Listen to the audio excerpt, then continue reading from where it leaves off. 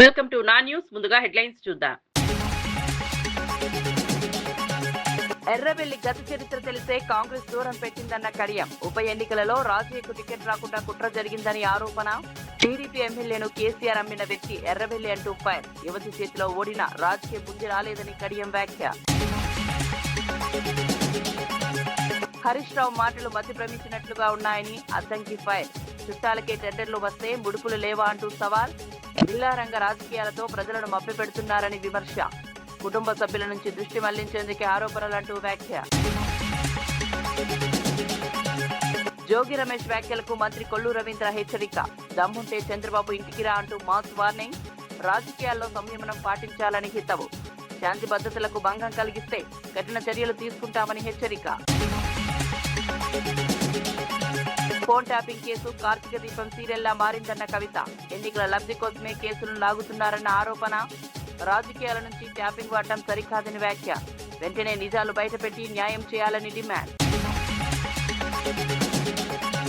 సింగరేణిని BRS Congress రెండు ప్రభుత్వాలు దోచుకున్నాయన్న కిషన్ రెడ్డి. తెలంగాణ ఆర్థిక వెన్నెముకకు వరుసగా అవినీతి ముప్పు. రాజకీయ ప్రయోజనాల కోసం సంస్థను పావుగా మార్చారని ఆరోపణ. సింగరేణిపై సమగ్ర విచారణకు కేంద్రానికి డిమాండ్. ఇక వార్త వివరాల్లోకి వెళ్తే, స్టేషన్ కన్పూర్ ఎమ్మెల్యే కడియం శ్రీహరి మాజీ మంత్రి ఎర్రబెల్లి దయాకర్ రావుపై తీవ్ర స్థాయిలో విమర్శలు చేశారు. ఎర్రబెల్లి దయాకర్ రావు గతంలో కాంగ్రెస్ పార్టీలో చేరేందుకు ప్రయత్నించారని, అయితే ఆయన గత చరిత్రకు సీఎంకు పూర్తిగా తెలిసి ఉండటంతో పార్టీలోకి అనుమతించలేదని కడియం శ్రీహరి వ్యాఖ్యానించారు. స్టేషన్ కన్పూర్ కు ఉప ఎన్నిక వస్తే తాటికొండ రాజయ్యకు టికెట్ దక్కకుండా చేయడానికి ఎర్రబెల్లి, పోచంపల్లి, పల్లా కలిసి కుట్ర చేశారని ఆరోపించారు. అలాగే టీడీపీ ఎమ్మెల్యేను కేసీఆర్ కు అమ్మిన వ్యక్తి దయాకర్ రావేనని సంచలన వ్యాఖ్యలు చేశారు. మనవరాలి వయసులో ఉన్న యువతి చేతిలో ఓడిపోయినా రాజకీయంగా ఆయనకు బుద్ధి రాలేదని విమర్శించారు. బీజేపీలో ఉన్న నాయకుని తీసుకొచ్చే ప్రయత్నం చేస్తున్నాడు. ఇంకొకడేమో ఆర్ఎస్ ప్రవీణ్ కుమార్ ను తీసుకొచ్చే ప్రయత్నం చేస్తున్నాడు. ఇంకొక ఆయనేమో కాంగ్రెస్ లీడర్ తీసుకొచ్చే ప్రయత్నం చేస్తున్నాడు. లేకుంటే ఈ ముగ్గురు కలిసి నేను రాజకీయంగా పొందబెట్టే ప్రయత్నం చేస్తున్నారని చెప్పి కూడా నేను ఈ సందర్భంగా తెలియజేస్తున్నాను. నిన్ను వాళ్ళు ఉద్ధరించడానికి రాలే, నిన్ను పొందబెట్టడానికి వచ్చిండు. నీ చేతగాని తనాన్ని పార్టీకి చెప్పడానికి వచ్చిండు. నువ్వు పనికిరావు, నువ్వు వెదవవు, నువ్వు సన్నాసివి, నువ్వు దద్దమ్మవు అని చెప్పడానికి మాత్రమే వచ్చారు రాజయ్య. ఇది గుర్తుపెట్టుకో అని చెప్పి నేను ఈ సందర్భంగా తెలియజేస్తాను. మంత్రిగా పనిచేసిన ఎర్రబెల్లి దయాకర్ రావు సభ్యత సంస్కారం లేకుండా మాట్లాడుతున్నాడు. కడియం శ్రీహరికి సిగ్గు లేదని, కడియం శ్రీహరికి పాపాత్ముడని మాట్లాడుతున్నాడు. నిజమే, నాకన్నా కాస్తో కూస్తో సిగ్గుంది, కానీ నీకు అసలే సిగ్గు లేదనేది నా అభిప్రాయం. ఈ చెవిటోనికి ఎట్లా చెప్పాలో కూడా నాకు అర్థమవుతలేదు. మనమరాలు వయస్సున్న అమ్మాయి చేతిలో ఘోరంగా ఓడిపోయి, అది కూడా 54-55 వేల ఓట్ల తేడాతో ఓడిపోతే ఈ చెవిటోని చిన్న మెదడు చిక్కిపోయింది. బీఆర్ఎస్ నేత హరీష్ రావు వ్యాఖ్యలు అతి తెలివితో చేసినవని, మధ్య భ్రమించినట్లుగా మాట్లాడుతున్నారని ఎమ్మెల్సీ అద్దంకి దయాకర్ తీవ్ర స్థాయిలో మండిపడ్డారు. కాంగ్రెస్ ప్రభుత్వం అవినీతికి పాల్పడితే బీఆర్ఎస్ నేతలకు బొగ్గు టెండర్లు ఎలా దక్కుతాయని ప్రశ్నించారు. నీ చుట్టాలకి టెండర్లు వస్తే ముడుపులు ముట్టలేదని హరీష్ రావు చెప్పగలరా అంటూ సవాల్ విసిరారు. అబద్ధాన్ని నిజం చేయాలనే తాపత్రయంతో బామర్దుల రాజకీయాలు కొనసాగుతున్నాయని విమర్శించారు. అందుకే ప్రజలు వారిని బిల్లా రంగా అని పిలుస్తున్నారని వ్యాఖ్యానించారు. కేటీఆర్, హరీష్ రావు కుటుంబ సభ్యుల నుంచి ప్రజల దృష్టిని మళ్లించేందుకే ప్రభుత్వంపై లేనిపోని అవినీతి ముద్ర వేస్తున్నారని ఆరోపించారు. తప్పుడు ప్రకటనలతో ప్రజల్లో అయోమయం సృష్టించడం మానుకోవాలని హెచ్చరించారు. మీకొచ్చేది ఏం లేకపోగా తెలంగాణ ప్రజలు కన్ఫ్యూజ్ కాదు.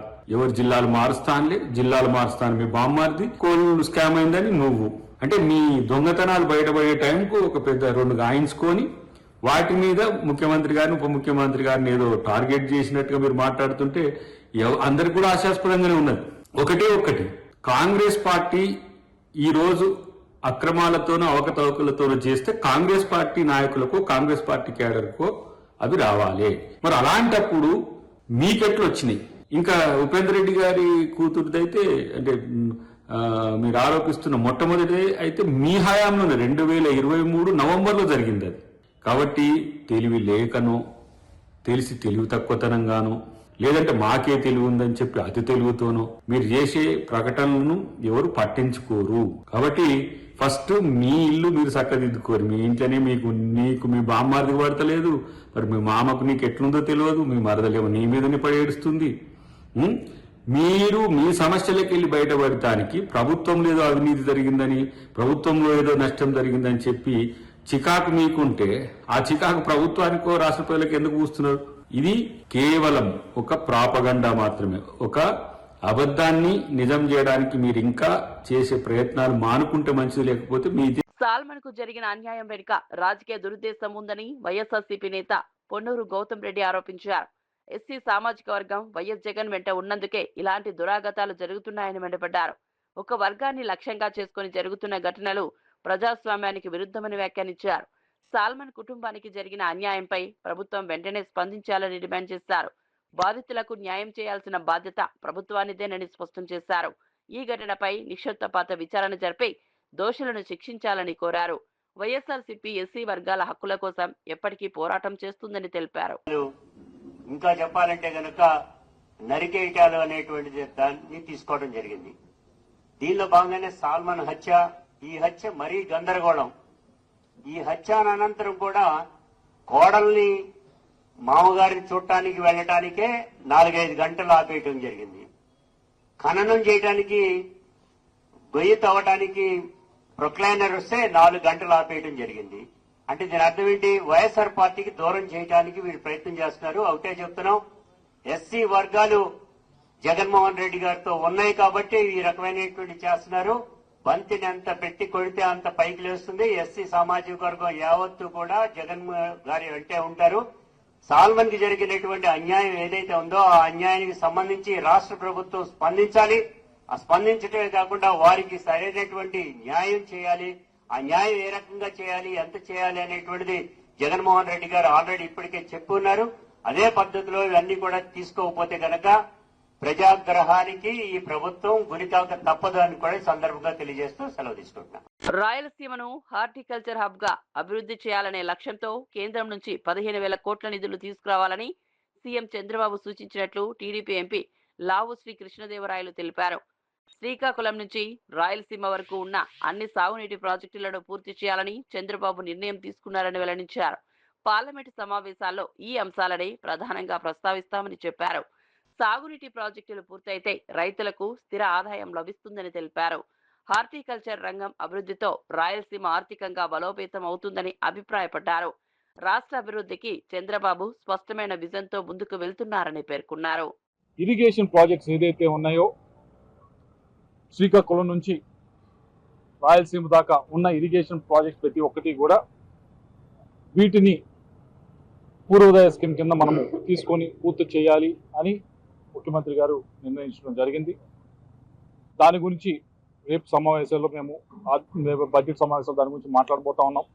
రెండవది రాయలసీమకు సంబంధించి, ముఖ్యంగా రాయలసీమకు సంబంధించి హార్టికల్చర్ హబ్గా తయారు చేయాలి. దానికి సంబంధించి ఫండింగ్ కూడా దాదాపు 15,000 కోట్ల పైగా ఫండింగ్ కూడా మనము కేంద్ర ప్రభుత్వం నుంచి తీసుకుని వచ్చి ఇప్పటికి ఉన్న 8 లక్షల హెక్టార్లు ఏదైతే ఉందో దాన్ని దాదాపుగా ఒక 40 లక్షల ఎకరాలకి ఈ హార్టికల్చర్ని పెంచాలి రాయలసీమ అంతా కూడా అని చెప్పి ముఖ్యమంత్రి గారు దిశానిర్దేశం ఇవ్వడం జరిగింది. దానికి సంబంధించిన ఫండ్స్ మనం తీసుకురావాలి, రైతులకు ఉపయోగపడాలి. రైతులకి ఇరిగేషన్ పరంగా, మైక్రో ఇరిగేషన్ పరంగా, షేడ్ నెట్ల పరంగా, వీటన్నిటి పరంగా కూడా రాయలసీమను ముందుకు తీసుకెళ్లాలంటే ఈ హార్టికల్చర్ డెవలప్ చేయాలనే ఉద్దేశంతో దిశానిర్దేశం చేయడం జరిగింది. దీని గురించి కూడా రేపు మాట్లాడబోతా ఉన్నాం. రాష్ట్రంలో భూ వివాదాలకు శాశ్వత పరిష్కారం చూపే దిశగా భూభారతి చట్టాన్ని నిష్పక్షపాతంగా అమలు చేస్తున్నామని మంత్రి పొంగులేటి శ్రీనివాసరెడ్డి తెలిపారు. ఆధునిక సాంకేతికతను జోడించి సర్వే వ్యవస్థను పూర్తిగా ప్రక్షాళన చేస్తున్నామని చెప్పారు. పాత పద్ధతులకు స్వస్తి పలికి సర్వేయర్లను అత్యాధునిక సాంకేతిక పరిజ్ఞానంపై ప్రత్యేక శిక్షణ అందించామని వివరించారు. లైసెన్స్డ్ సర్వేయర్లకు ఖచ్చితంగా కొలతల కోసం రోవర్స్ ఎక్విప్మెంట్ అందించేందుకు చర్యలు తీసుకున్నామని తెలిపారు. ఇప్పటికే పలు జిల్లాల్లో ఈ సౌకర్యాన్ని అందుబాటులోకి తెచ్చామని, త్వరలో అన్ని రెవెన్యూ గ్రామాలకు విస్తరిస్తామని స్పష్టం చేశారు. భూ సమస్యలతో ప్రజలు ఇబ్బందులు పడకుండా చూడడమే ప్రభుత్వ లక్ష్యమన్నారు. ఆలోచనతో తీసుకొచ్చిన దాంతో పాటు ఈ సర్వేర్లకు అందరికీ కూడా లేటెస్ట్ టెక్నాలజీతో ఉండే రోవర్స్ ఫస్ట్ ఫేజ్ 600 పీసుల్ని కొనటం జరిగింది. నాకు తెలిసి ఈ రాబోయే కపుల్ ఆఫ్ డేస్ లో ఇప్పటికే కొన్ని జిల్లాలకు డిస్ట్రిబ్యూషన్ చేశాం.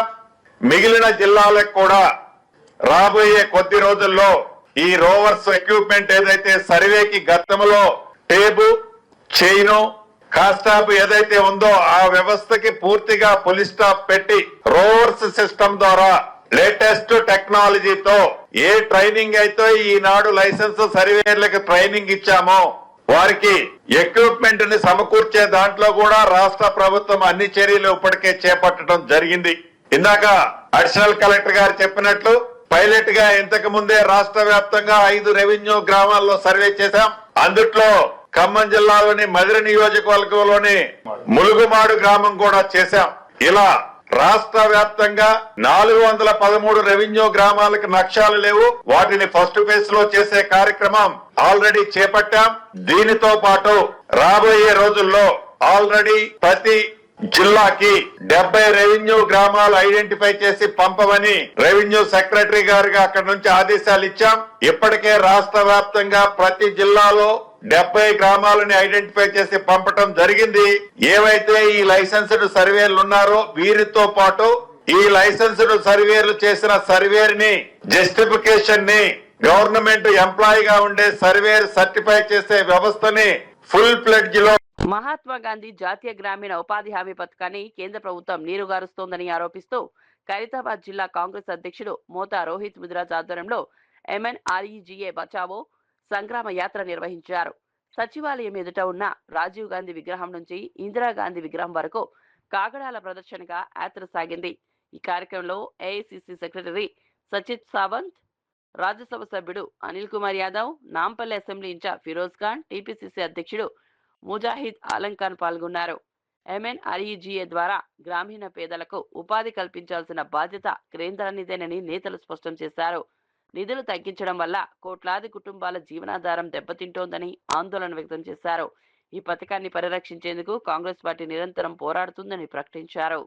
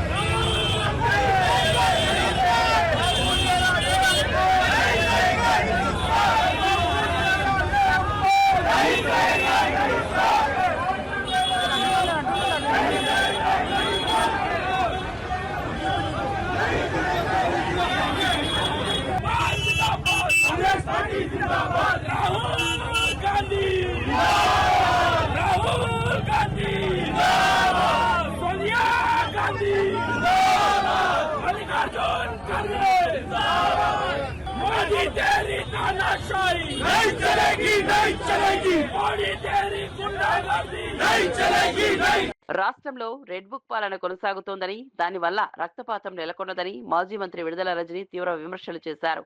చట్టం అధికార పార్టీకి అనుకూలంగా మాత్రమే పనిచేస్తోందని ఆరోపించారు. ప్రతిపక్ష నేతలపై అక్రమ కేసులు నమోదు చేసి వేధింపులకు గురి చేస్తున్నారని మండిపడ్డారు. ప్రజల సమస్యలను పక్కన పెట్టి రాజకీయ కక్ష సాధింపులకే ప్రభుత్వం ప్రాధాన్యమిస్తోందని విమర్శించారు.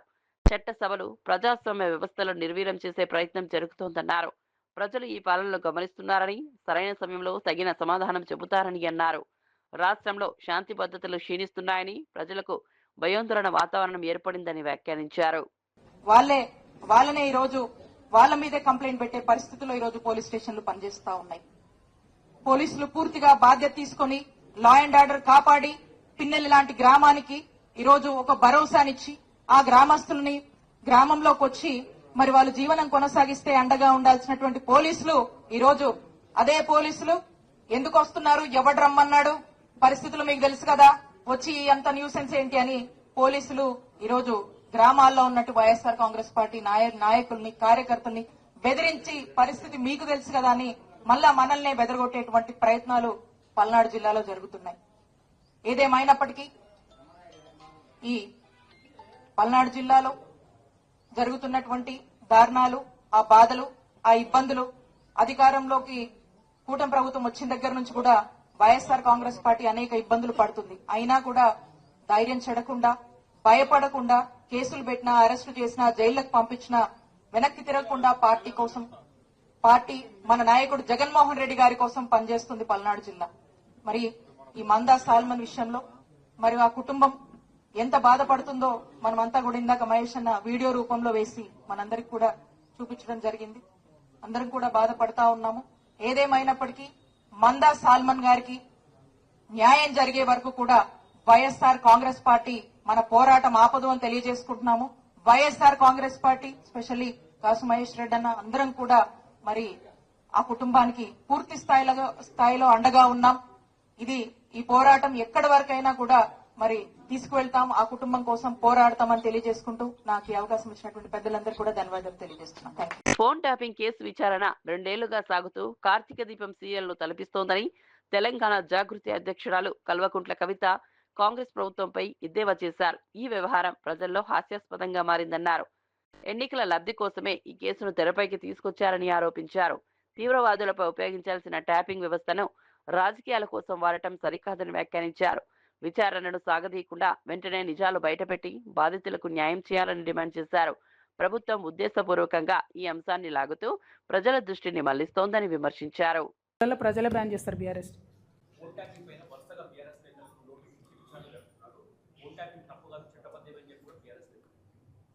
అంటే నేను ఒకటే మాట చెప్తా ఉన్నాండి, అసలు కాంగ్రెస్ ప్రభుత్వం ఎవరికి నోటీస్ ఇస్తుందో అర్థమైతలేదు. ఫోన్ ట్యాపింగ్ చేసిన వాళ్ళకి ఇస్తున్నారా, ఫోన్ ట్యాపింగ్ బాధితులకు ఇస్తున్నారా? 2 ఏళ్ళ ఇది టీవీ సీరియల్ లెక్క కొనసాగుతూనే ఉన్నది. ఆ కార్తీక దీపం అన్న గుర్తుంటుంది కానీ ఇది గుర్తుంటలేదు. ఇది సో ఘోరమైన పరిస్థితి ఉన్నది ఇక్కడ. సో నాన్ సీరియస్ అయిపోయింది, జోక్ అయిపోయింది ఫోన్ ట్యాపింగ్ అంటే. వేరేజ్ మాలాంటి వాళ్ళ ఆవేదనను ప్రజలు అర్థం చేసుకోవాలి, ప్రజలు సీరియస్గా తీసుకోవాలంటే తొందరగా దాన్ని తేల్చాలి, తొందరగా క్లోజ్ చేయాలి. అట్లా కాకుండా సాగదీస్తూ రాజకీయాల కోసం పదే వెళ్ళడం అన్నది కరెక్ట్ కాదు. చాలా నాన్ సీరియస్ అప్రోచ్తో జరుగుతుంది. We are not happy.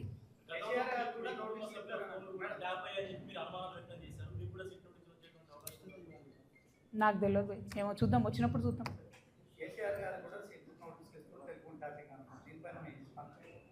నేనేమంటున్నదో జోక్ అయిపోయింది, టీవీ సీరియల్ లాగా అయిపోయింది.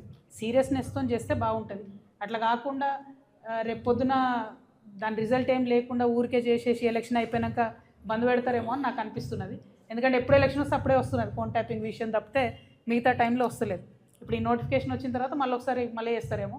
ఎందుకంటే అర్బన్ ఏరియాస్లో పోలింగ్ ఉంది కాబట్టి దానికోసం చేస్తున్నారని నాకు అనిపిస్తుంది. నేను మళ్ళీ చెప్తున్నా, ఇది కరెక్ట్ కాదు. ఫోన్ ట్యాపింగ్ అనేటటువంటిది టెర్రరిస్టుల కోసం పెట్టినటువంటి విషయాన్ని అన్ని ప్రభుత్వాలు దుర్వినియోగం చేస్తున్నాయి. అది చేయకూడదని మాత్రమే నేను డిమాండ్ చేస్తాను. Thank you. జై. అమరావతిలో సీఎం చంద్రబాబు అధ్యక్షతన టీడీపీ పార్లమెంటరీ పార్టీ సమావేశం కొనసాగుతోంది. పార్లమెంట్ బడ్జెట్ సమావేశాల్లో అనుసరించాల్సిన వ్యూహాలపై ఎంపీలకు చంద్రబాబు దిశానిర్దేశం చేశారు. అమరావతికి కేంద్రం విడుదల చేసిన నిధులు, పోలవరం ప్రాజెక్టుకు కావలసిన అదనపు నిధుల అంశాలపై సమావేశంలో చర్చ జరిగింది. ఇప్పటికే అమరావతికి 15,000 కోట్ల నిధులు విడుదల చేయించిన నేపథ్యంలో మరింత సహకారం కోరాలని నిర్ణయించారు. పోలవరం ప్రాజెక్టుకు 2027 నాటికి పూర్తి చేయాలన్న లక్ష్యంతో ముందుకు సాగుతున్నామని చంద్రబాబు తెలిపారు. ఈ దిశగా కేంద్ర ప్రభుత్వ సహకారం అత్యంత కీలకమని ఎంపీలకు స్పష్టం చేశారు. రాష్ట్ర అభివృద్ధి లక్ష్యంగా టీడీపీ పార్లమెంటరీ పార్టీ పనిచేస్తుందని తెలిపారు.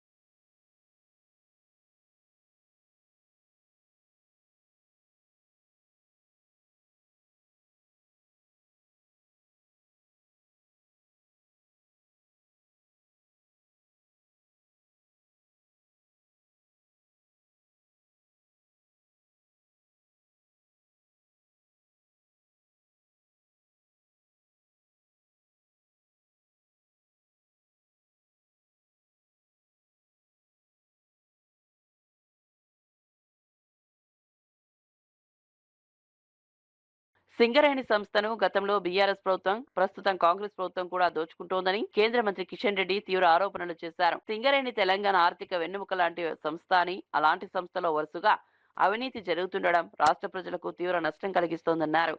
బీఆర్ఎస్ పాలనలో టెండర్లు, నియామకాల విషయంలో పెద్ద ఎత్తున అక్రమాలు జరిగాయని, ఇప్పుడు కాంగ్రెస్ హయాంలో కూడా అదే తరహా పరిస్థితులు కొనసాగుతున్నాయని విమర్శించారు. రాజకీయ ప్రయోజనాల కోసం సింగరేణిని పావుగా మార్చుతున్నారని ఆరోపించారు. సింగరేణి కార్మికులు, ఉద్యోగుల భవిష్యత్తు ప్రమాదంలో పడుతోందని ఆందోళన వ్యక్తం చేశారు. ఈ వ్యవహారంపై సమగ్ర విచారణ జరిపి బాధ్యులపై కఠిన చర్యలు తీసుకోవాలని కేంద్ర ప్రభుత్వాన్ని కోరారు.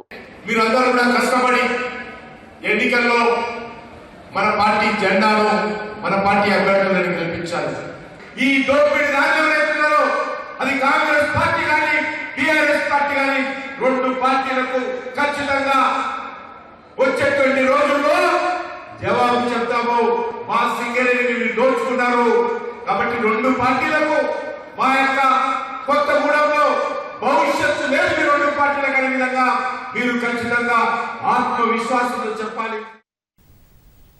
భారత రాజ్యాంగ నిర్మాతలు దేశ ఐక్యత, జాతీయ స్ఫూర్తికి బలమైన పునాది వేశారని రాష్ట్రపతి ద్రౌపది ముర్ము అన్నారు. రాజ్యాంగ నిబంధనల ద్వారానే దేశంలో సమానత్వం, న్యాయం, స్వేచ్ఛలు కొనసాగుతున్నాయని పేర్కొన్నారు.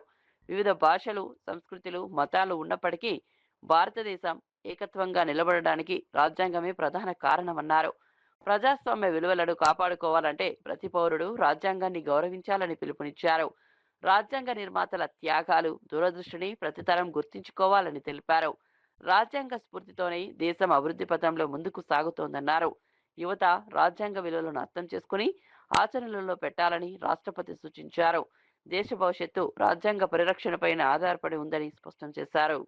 विश्व पटल पर अनिश्चितता के बावजूद भारत में निरंतर आर्थिक विकास हो रहा है।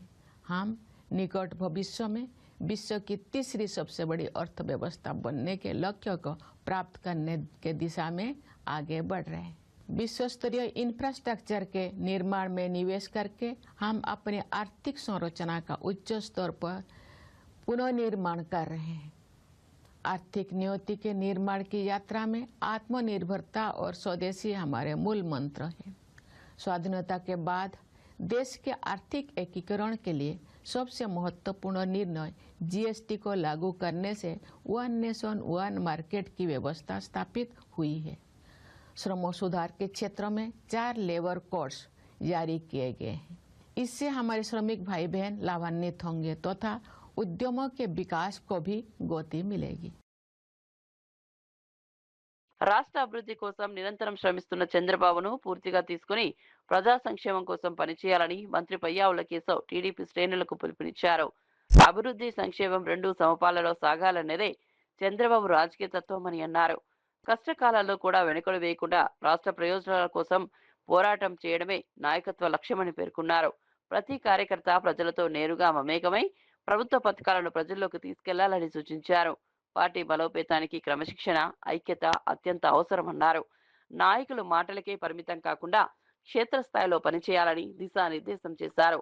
రాష్ట్ర అభివృద్ధిలో టీడీపీ పాత్రను ప్రజలకు వివరించాల్సిన బాధ్యత కార్యకర్తలదేనని ఆయన స్పష్టం చేశారు. మన కోసం నిలబడినటువంటి కార్యకర్తల శ్రమ వల్ల అనేటువంటిది గుర్తు చేస్తా ఉన్నాం. ఈ జిల్లాలో ఉన్నటువంటి 14 మంది శాసనసభ్యుల మీద బాధ్యత ఉంది.